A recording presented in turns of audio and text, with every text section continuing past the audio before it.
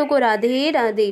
दोस्तों, एक समय की बात है, देवी लक्ष्मी और भगवान विष्णु क्षीर सागर में शेषनाग की सैया पर विश्राम कर रहे होते हैं। तभी देवी लक्ष्मी भगवान विष्णु से पूछने लगती है, हे प्रभु, स्त्री के शरीर का वह ऐसा कौन सा अंग है जिसमें उसका भाग जुड़ा होता है? कृपया आप मुझे स्त्री के शरीर के अंग के शुभ लक्षणों की विशेषता में विस्तार से बताइए। भगवान श्री हरि विष्णु मुस्कुराते हुए कहते हैं, हे देवी, आज तुमने बहुत ही महत्वपूर्ण प्रश्न किया है। इस संसार में एक स्त्री का महत्व सबसे बढ़कर होता है। अलग अलग अवस्था में स्त्री अपने कर्तव्य निभाती है। कन्या के रूप में वह पिता के घर में सौभाग्य लेकर आती है। एक पत्नी के रूप में अपने ससुराल में सौभाग्य लेकर जाती है और एक माता के रूप में अपनी संतान को सौभाग्य प्रदान करती है। किंतु वह पत्नी एक रूप में ही अपनी सर्वश्रेष्ठ कर्तव्य निभाती है। एक स्त्री के शरीर के अंग से ही उसके आचरण और सौभाग्य का पता चलता है। ऐसे शुभ अंग वाली स्त्री अपने पिता और पति तथा पुत्र के लिए बहुत ही भाग्यशाली होती है। हे देवी, आज तुमने जो प्रश्न किया है उन सभी प्रश्न का उत्तर देने से पूर्व मैं तुम्हें एक महान सती का इतिहास सुनाता हूँ। वह सती है दामोदर की पत्नी, जिन्हें अपने महान त्याग से मुझे प्रसन्न किया था। हे देवी, जो भी मनुष्य इस महान कथा का श्रवण करता है उसके समस्त पाप और उसकी दरिद्रता का नाश होता है। इसलिए आप इस कथा को ध्यान से पूरा जरूर सुनना। देवी लक्ष्मी कहती है, हे प्रभु, आप मुझे इस पर महान सती की कथा अवश्य सुनाइए। मैं इस कथा को ध्यान पूर्वक सुनूंगी। भगवान विष्णु कहते हैं, हे देवी, पूर्व काल की बात है।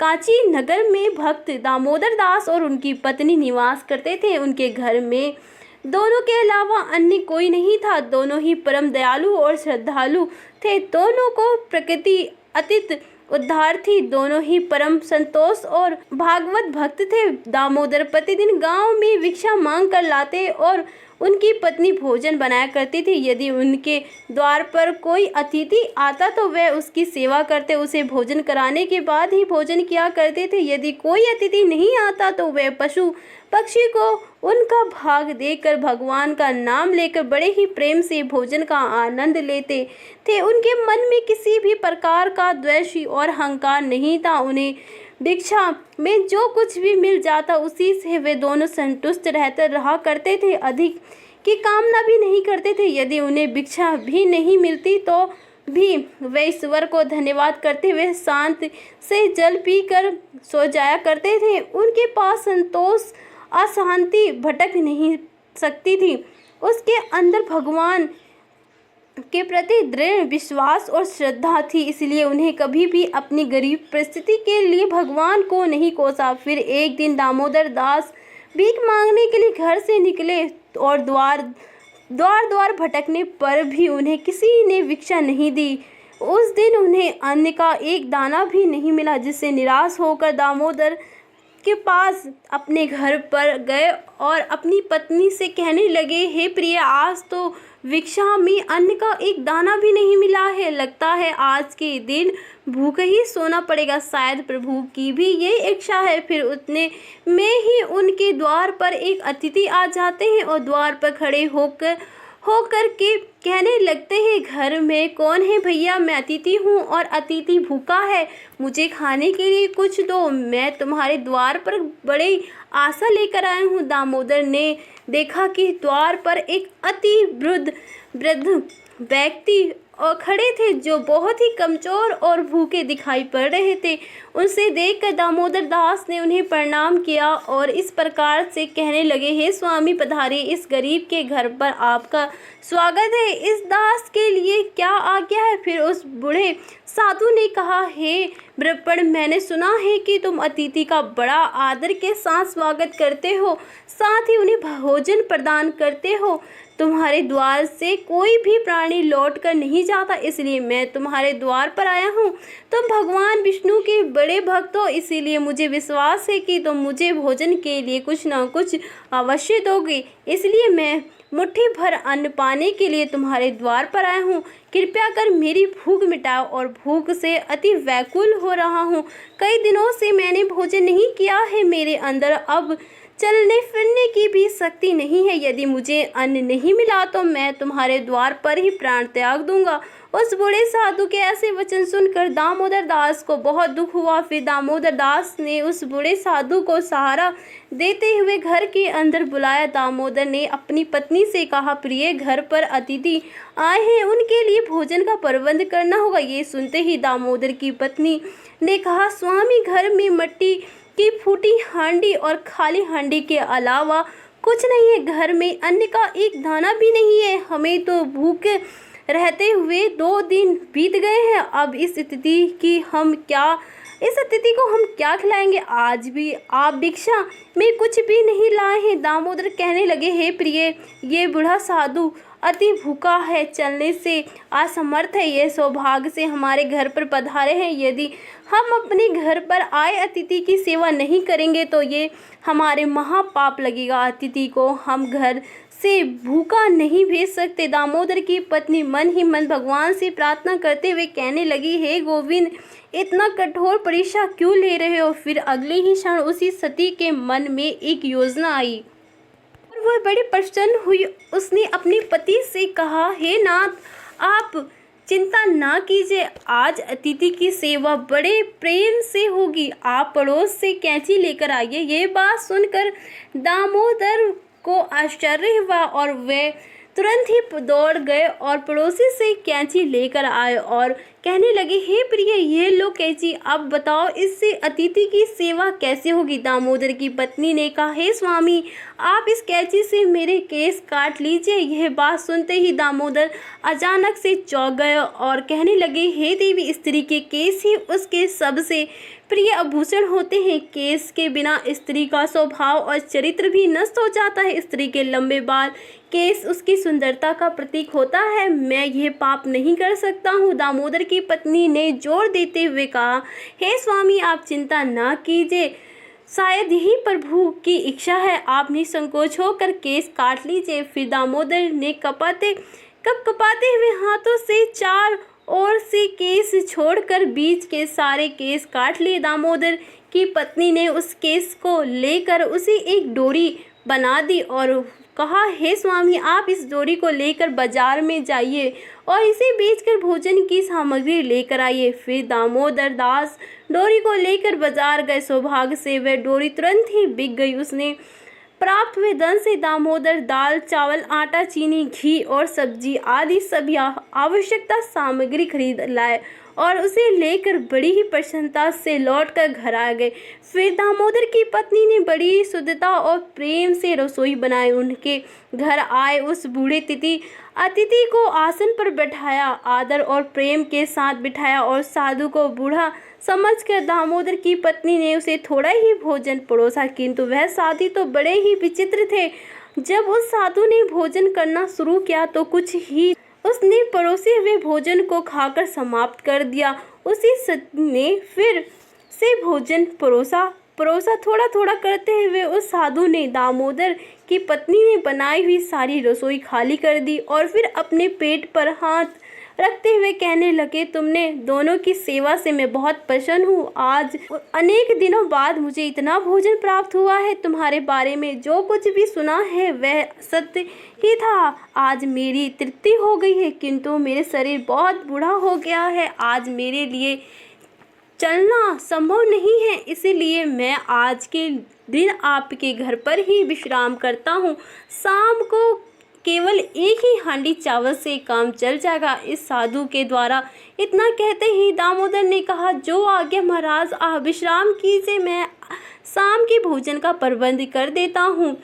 इतना कहकर दामोदर अपनी पत्नी के पास गए। उसने कहने लगे, हे प्रिय, हमारे अतिथि में चलने की शक्ति नहीं है, इसीलिए वह आज हमारे घर पर ही विश्राम करेंगे। किंतु अब संध्या के भोजन का क्या होगा? संध्या का भोजन हमें कहाँ से बनेगा? ये सुनते ही दामोदर की पत्नी ने कहा, हे स्वामी, चिंता की कोई बात नहीं, मेरे केस अभी भी बाकी हैं। आप फिर से मेरे केस बेचकर बाजार से सामग्री ले आई। अब फिर वह कैंची चली, सती के केस कटे और उसने रस्सी बनी। दामोदर फिर से उस रस्सी को लेकर बाजार गए और सौभाग्य से वह भी बिक गई और उसने उस धन से भोजन की सामग्री खरीद ली और लेकर घर लौट कर आए। दामोदर की पत्नी ने शाम का भोजन बनाया और उन्हें अतिथि को आदर से बिठाया और भोजन परोसा। अतिथि ने थोड़ा थोड़ा करते हुए एक एक चावल छाँट छाँट कर खा लिया। देखते ही देखते सारा भोजन खा लिया। फिर वह बूढ़े अतिथि कहने लगे, अरे भैया, आज थक गया हूँ, रात के लिए यहीं पर सो जाता हूँ, सुबह उठकर चला जाऊँगा। ये सुनकर दामोदर ने कहा, ठीक है महाराज, आपकी जैसी इच्छा, आप जैसे हमारे घर पर विश्राम कीजिए। वह बूढ़ा अतिथि दामोदर के घर पर ही विश्राम करने लगा। दामोदर और उसकी पत्नी दोनों ही उस बूढ़े अतिथि की सेवा करने लगे, उसके चरण दबाने लगे। चरण दबाते दबाते रात बीतने लगी। वे अतिथि भी सो गए। वे बड़े ही विचित्र साधु थे। दरअसल में वह तो तीनों लोक के स्वामी थे, किंतु उन्होंने उस दामोदर के घर पर पत्तों के बिस्तर पर सोकर अपार शांति प्राप्त हुई और सुख की अनुभूति हो रही थी। पर विश्राम कर रहे थे। उन साधु महात्मा को सोता हुआ देखकर दामोदर ने नीची आवाज़ से अपनी पत्नी से कहने लगी, प्रिय बाबा बहुत दुर्बल है, बहुत ही ज़्यादा बूढ़े हैं, इनका शरीर बड़ा ही कमज़ोर है, शायद कल सवेरे भी इनसे चला नहीं जाए। कल मैं सुबह जल्दी उठकर भिक्षा मांगने के लिए चला जाऊंगा और हम साधु बाबा को भोजन खिलाकर उनकी सेवा करेंगे। आंख बंद किए हुए उन साधु बाबा ने दामोदर की ये बात सुन ली और उन पति पत्नी का त्याग और उनका अतिथि प्रेम देखकर संपूर्ण विश्व का पालन करने वाले भगवान विष्णु की आंख भर आई। श्री हरि तो भक्त वल्ला हैं, जो भी लीला करते हैं उसमें उन भक्ति का ही, उनके भक्त का ही कल्याण होता है। पैर दबाते दबाते वे दोनों पति पत्नी साधु बाबा के चरण ही लगे हुए सो गए। फिर साधु बाबा ने उस दामोदर की पत्नी के सिर पर हाथ फेरा दिया। हाथ फिराते ही उस सती के सिर पर काले घने लंबे बाल उग गए और फिर उन दामोदर के शरीर पर हाथ फिरा दिए, जिससे दामोदर स्वास्थ्य तथा अति पवित्र हो गया। भगवान ने दामोदर की झोपड़ी में दृष्टि घुमाई तो वह क्षण में ही एक विशाल कार्य महल में बदल गई। उस महल को अति रत्न, स्वर्ण, मुद्रा और मोती एकत्रित हो गए। और फिर भगवान बोलते हैं, सती, तुम्हारी भक्ति और समर्पण से मैं अति प्रसन्न हूँ। आज जीवन तुम दोनों अपनी साधना पूरी कर बैकुंठ लोक जाओगे। मेरी छाया की तरह मैं तुम्हारी ऊपर छाया की तरह सदैव तुम दोनों के साथ रहूंगा। इतना कहकर भगवान विष्णु उस स्थान से अंतर्ध्यान हो गए। कुछ देर बाद जब दामोदर की पत्नी की नींद खुली तो वहाँ का नज़ारा देखकर आश्चर्यचकित हो गई। कल की सारी घटना उसको याद थी। अचानक से कैसे होगा यह दुर्लभ वस्त्र, आभूषण, अनमोल रतन, यह महल अचानक कहाँ से आ गया? उसने तुरंत ही अपने पति को दामोदर ने यह सब चमत्कार देखा तो उसे भी अपनी आंखों पर विश्वास नहीं हुआ। वे दोनों ही एक दूसरे की ओर देखकर सोच में पड़े कि फिर दामोदर ने अपनी पत्नी से कहा, प्रिय, कल हमारे घर पर वे अतिथि बूढ़े साधु कहाँ पर चले गए? दोनों ने उन्हें साधु महात्मा को चारों ओर देखा, लेकिन वे कहीं पर भी नहीं दिखाई दिए पड़े। दामोदर ने ही ना फुलाते हुए अपनी पत्नी से कहा, प्रिय, वे कोई सम्मान अतिथि नहीं थे, साक्षात करुणा सिद्धू साधु भगवान विष्णु ही थे। ये सारी विभूत सुधामा की तरह ही उन्होंने हमें भी प्रदान की है। हम दोनों उन्हें समझ नहीं पाए। भगवान विष्णु कहने लगे, हे देवी, इस प्रकार से दामोदर की पत्नी ने एक स्त्री के सबसे महत्वपूर्ण आभूषण का त्याग कर अपनी भक्ति की प्रतीक्षा दी। एक दिन में एक स्त्री के लिए उसके केस सबसे महत्वपूर्ण आभूषण है। केस गंगा के समान पवित्र है। स्त्री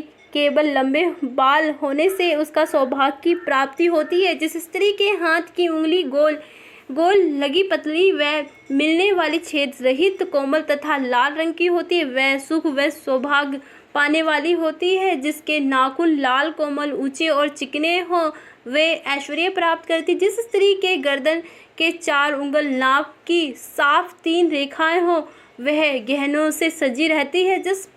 जिस स्त्री की मुँह ऊंची कोमल सृष्टि आपस में मिली हुई है और धनुष के समान वह भी सुख व सौभाग्य देने वाली स्त्री होती। भगवान विष्णु के अनुसार यदि किसी भी महिला का चेहरा गोल होता है और उसकी नाभि भी दाईं ओर से झुकी हुई है, वह आगे जाकर सौभाग्यशाली होती है और प्रसिद्धि प्राप्त करती। तो दोस्तों, इस प्रकार से भगवान विष्णु ने देवी लक्ष्मी को स्त्री के लंबे बाल का महत्व बताया है। उम्मीद है कि आपको ये कहानी अच्छी लगी है।